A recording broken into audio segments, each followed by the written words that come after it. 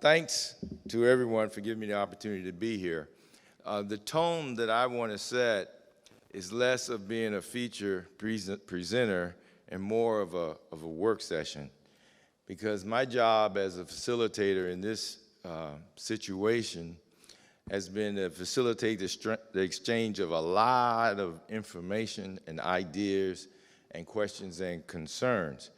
And the manager, his vision for a workshop series was for it to be two things. One, he wanted it to be interactive, meaning people could get in small groups and really drill down, and he wanted it to be progressive, which means that each workshop built upon the prior workshop. So we have 4 workshops. They're about 3 hours apiece. So that's 12, okay? So what I'm going to try to do today is condense 12 hours of workshop into 20 minutes. And to sort of do that, I have to move right through it. I'm going to move quickly. I'm going to move quicker than I can. I'm a Southern boy from Hampton, Virginia. I talk a little slow. But I'm going to talk from my notes, okay, because I don't want to miss anything. Now, at your desk, you have this package here. I look at this package as being a takeaway, because this is a lot of information. It's coming at you. And although you will have questions and answers here in this session, there will still be things that you are interested in. And this will just give you a framework. I didn't call them advantages and disadvantages. I called them advantages and items that require more focus and work when we look at each of the options. And we're going to be going through that. Then you have another sheet of paper. And toward the end of this session, at the bottom of this paper, it has options A, B, and C. We are asking you, it's a legal-sized piece of paper. It should be on your desk. We are asking you to, after hearing a presentation on the 3 options, we're asking you to just indicate which one is your preference, okay? And when I say which one is your preference, it's like, given what you've heard in this moment of time, okay, which one moved you the most and made you feel that it offered more short and long-term benefits to the city of Riviera Beach? So with that, I'm going to start the presentation. Where's Marsha? I can't even see you. Okay. And what we're doing, you're going to hear me say next, next, next. We're going to have to go through the slides that way. And good, I can see it a little bit. Okay, this is a piece of storytelling. In 2020 and early 2001, the city council and the manager and their technical team, they had started to advance a major public improvement project. And the goal was to make a tangible difference in 7 different areas, and these areas are pretty important. 1, government administration and municipal services, public safety and emergency operations, water resources management, lifelong learning and library services, physical and mental health and wellness, coordinated parks and recreational services, and to attract private investment, business jobs, and tax revenues. And when you think about it, this got translated into a master public development program, but that master program actually includes like 10 projects, okay? So this, what we're talking about today, is huge.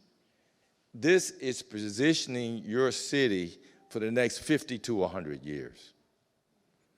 And these sub-projects within this master program include a new city hall, new city administration building, new library, new wellness center, new parks and greenways, new fire station, new police station, new emergency operations center, a new water plant, okay?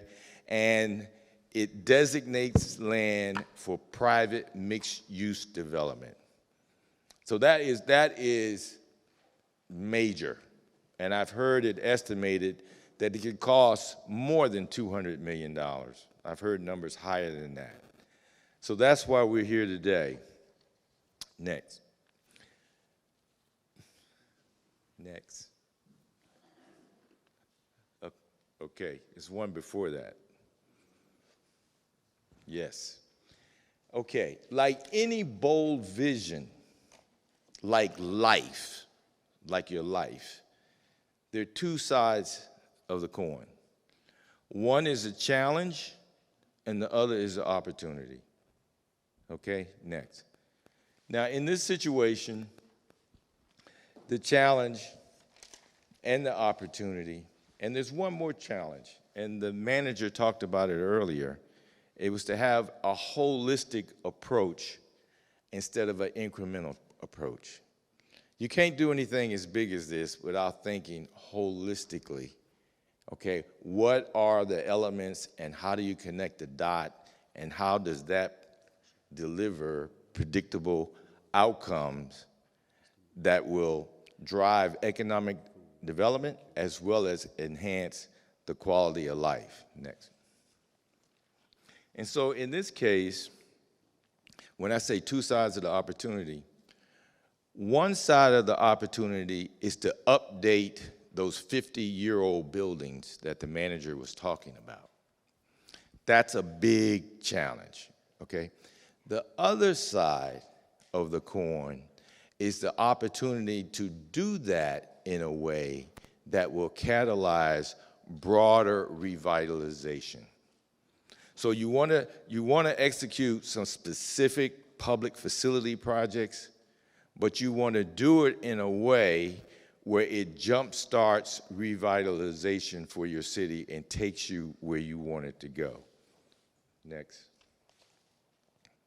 So when we talk about holistic approach, we say that a lot, but what does that really mean, and what does it look like?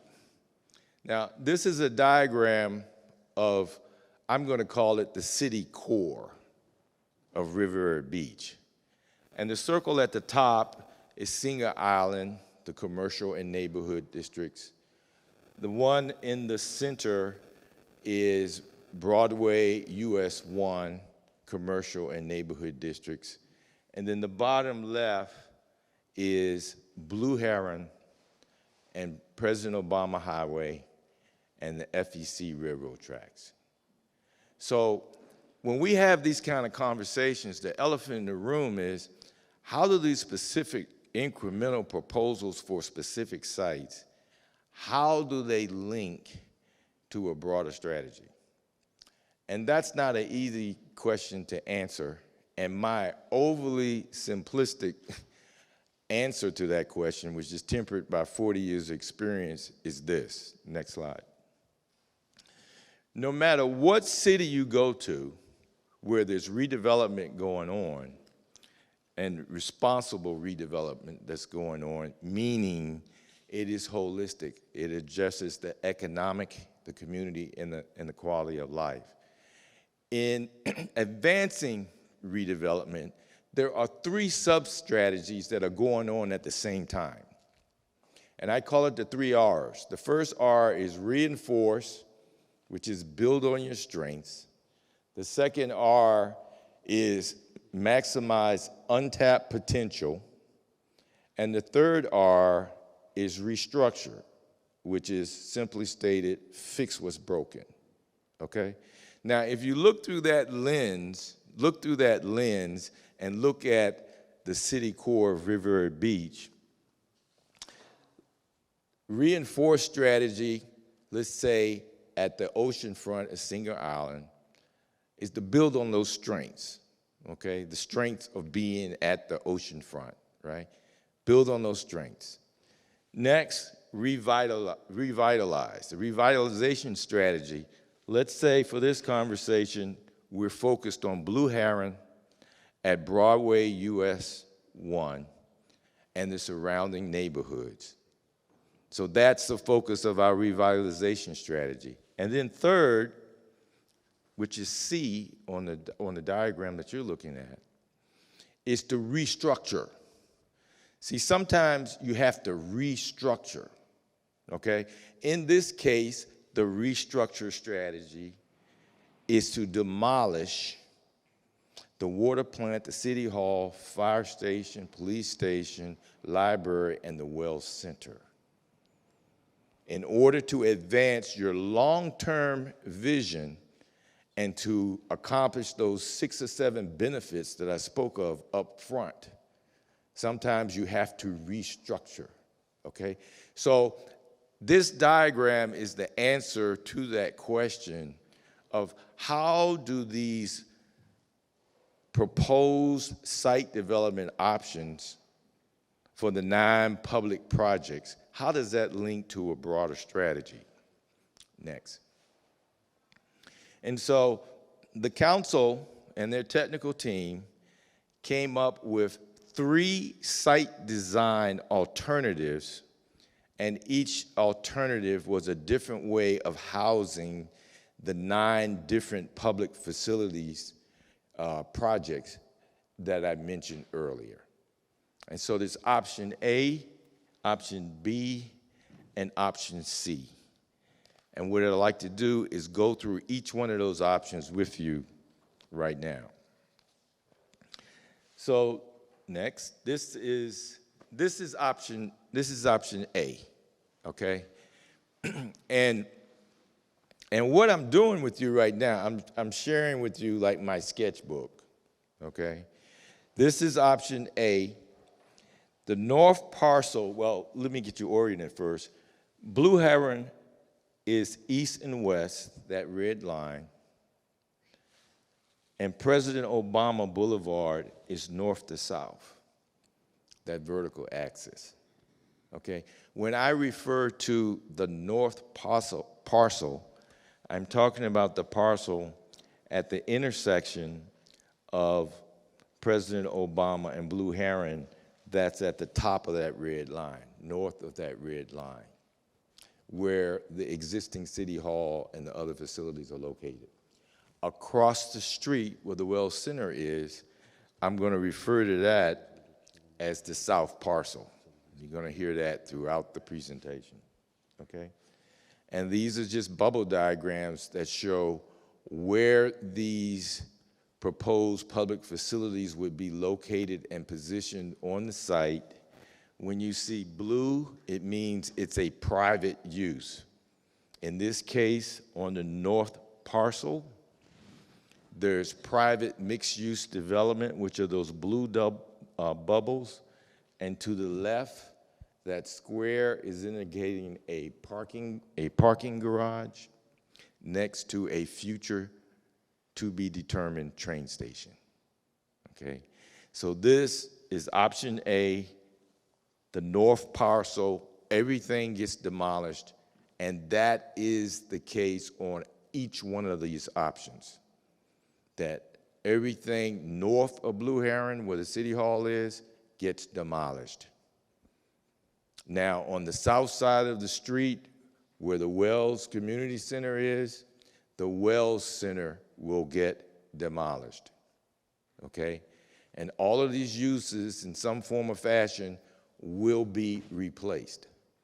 Now, on the south parcel, which is below Blue Heron, in option A, the city hall and city administration is located there. Then below it is a new park and greenway system.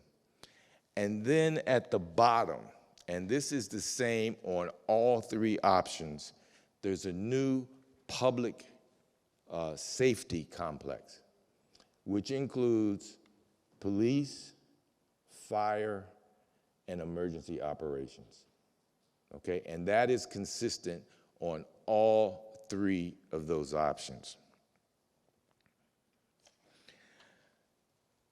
So when you say, what are the advantages of this option? And I'm just going to touch on a few, right? Well, by moving the city hall, by doing the demolition and moving the city hall on the south parcel, you're creating land on the north parcel for private mixed-use development, which is generating taxes and so forth. And as a part of all of this, everything is helping you to improve services. And when you talk about improved services, there are two sides of that coin. One, improve the services to you as the customer, and to do it more efficiently so it costs the city less money. Okay? The next one. Next. Now this is I just call it a sketch diagram. It's not the scale, it's me drawing, all right? But what it does show is the spatial relationship between the private parts, which are on the north parcel, and the public parts, which are on the south parcel. At the bottom of the page is the public safety complex that has those three uses. In the center, the land is designated for park, and fronting Blue Heron on the south parcel is City Hall administration and the library. And that is your option A. The next is option B. Okay, again, this option, as I said, on the north parcel, which is above Blue Heron, all of that is demolished. And in this particular case, the city hall, the city administration, and the library are located on the north parcel.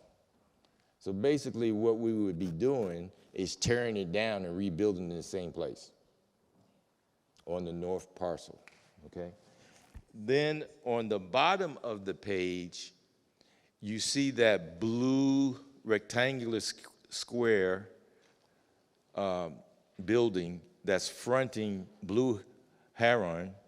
That is small-scale commercial and retail development, okay? In this scheme, at the very north tip, you have your public safety, complex, and in the middle, you have your park and your greenways. Situated. Okay? You have your parks and your greenways. This is option B. Now, for option B, there are a couple of disadvantages worth noting, okay? One disadvantage is if you demolish the city hall and you're going to build in the same location, there's a period of time where you got to relocate the operations of the city, okay? So that's a disadvantage, right? The other disadvantage is this. When you compare this to option A on the north parcel created a pad for private mixed-use development next to the parking garage and the train station. So every time I say private mixed-use development, you think ching, ching, ching, ching, ching, ching, money. Okay, all right. And in real estate, you sell land, right? But sometimes we forget, you sell land and you sell air rights. Okay, so if I'm a developer, some developers in the room, I see land next to a potential train station. Well, I think that I'm going to be able to do some transit-oriented development that might give me higher densities. So ching, ching, ching, ching, you know. And so the ching, ching is there. It's whose pocket is going in, right? So all we're trying to do is position this to create value that's doing two things. Is generating tax dollars, but also it's enhancing the quality of life for you, your family, and your kids, okay? The next slide. Again, this is option B. And option B has the public uses in green on the north parcel, Okay, so everything's demolished there and rebuilt with the city hall, the library, and the administration building.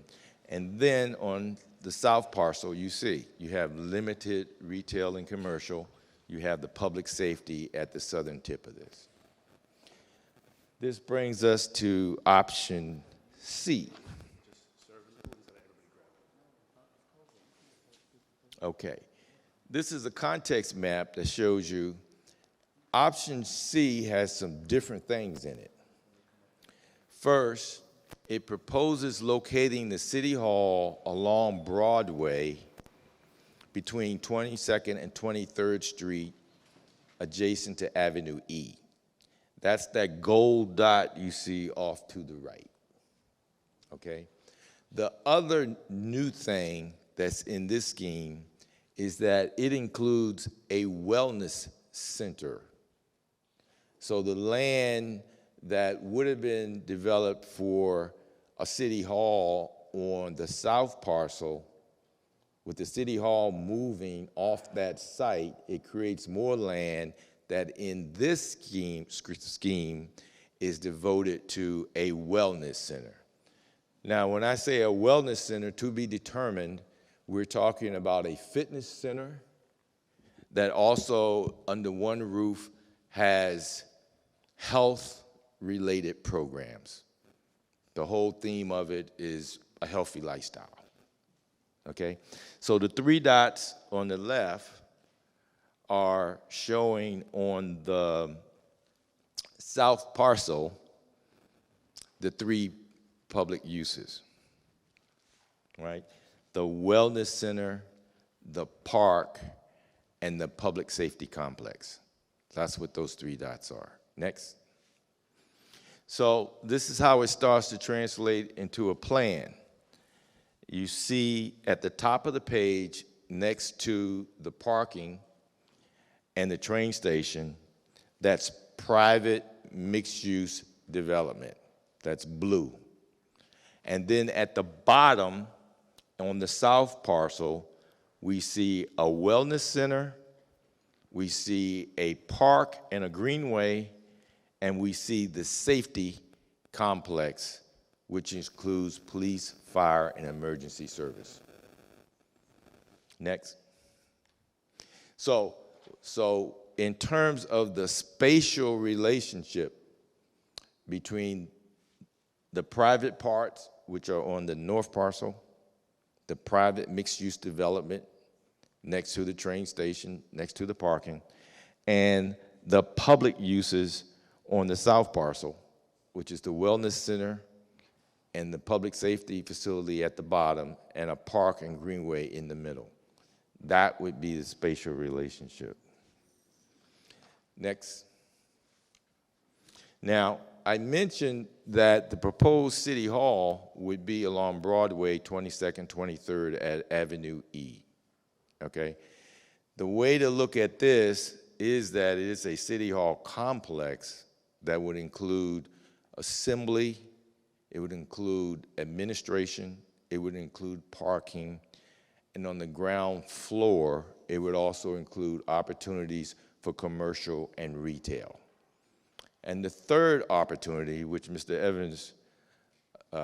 Scott Evans mentioned, was that the city hall is inside of the CRA district, and it's an anchor use to jumpstart revitalization along Avenue E, pursuant to a corridor and district master strategy that the CRA has developed.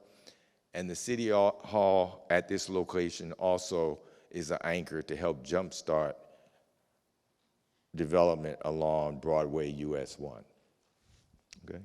Now, this is— Mr. Nottingham, real quick, in regards to that rendering that Mr. Nottingham is discussing now, this is just a sample of what that rendering would look like on option C. So if everybody could take a look, based upon that Avenue E and Broadway corridor, this is just a sample rendering that Mr. Evans and his team put together so that people could visualize what moving our city hall to our downtown corridor would look like. Right.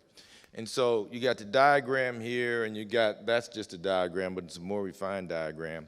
but you can see that there are commercial opportunities at the base, and you see those dotted lines that show that the building could be higher. There's also commercial opportunities for the city, because remember I said you're selling land and you're selling views, right? So there's an opportunity to lease or sublease space to other private enterprises that will have a beautiful view of your coast. Next. Now, you have to look at this real close, and this is one of my sketches, but I said it's worth putting in, that how would the City Hall fit within Avenue E? And you see, just in terms of a tone, you see the City Hall, you see the retail on the bottom floor, okay? But you see it nestled into the community, and you can envision how there would be residential housing, low-scale residential housing, integrated with small-scale, I'm saying retail, but I'm actually thinking cafes. You got people coming to the City Hall, building all that traffic. You're creating local commercial business opportunities, okay? Next. I think that's it. Okay. So what I've just done, I don't know if I did it in 20 minutes, but I took 12 hours of workshop. I reduced it into 20 minutes. We had a session, which was the second workshop, where we had people to divide into groups. And we had a group of 30 people. And we asked them, just based on what we've presented to you, which one is your preference? And that night, in that setting, those people, 21 of them said option C. 21 of them said option C, based on what you have just heard. Now, just for quick highlights, there's one more thing we did during the workshop series. We did a retail preference survey, and it was a small focus group. It was a small focus group. And we were trying to just learn more about the shopping patterns and preferences of Riviera Beach residents. And there were some interesting things that came out. They're great conversation. I think some of it validates our instincts and what we're thinking. But number one, we came up with 9 retail categories like grocery store, drugstore, car repair, hair salon.